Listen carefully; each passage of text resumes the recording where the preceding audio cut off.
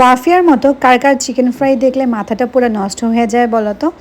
আমরা এসেছিলাম টুকটাক গ্রোসারি শপিং করার জন্য এখানে, বাট যখনই দেখেছি ওয়াফিয়া এখানে বিএফসি আছে আর প্রচুর চিকেন ফ্রাইয়ের অপশন রয়েছে, ওর তো পুরো মাথাটাই নষ্ট। 2 হাত ধরে বসে আছে যে সে এটাও খেতে চায় ওইটাও খেতে চায়।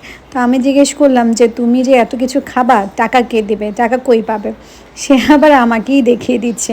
আমি বললাম যে না, আমার কাছে টাকা নেই, তুমি এগুলো খেতে পারবে না। বাট সে তো নাছোড় বান্দা, সে তো এগুলো খাবেই খাবে। যাই হোক, ওর জন্য হচ্ছে 2টা হচ্ছে লেগ পিস অর্ডার করেছিলাম। এইটা মনে হয় আমার কাছে মনে হয়েছিল আমার লাইফের সব থেকে best best best chicken fry ছিল।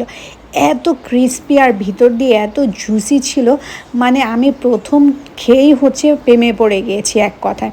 মানে আমি আমার লাইফে এত এত ফ্রাইড চিকেন খেয়েছি, but this is the best.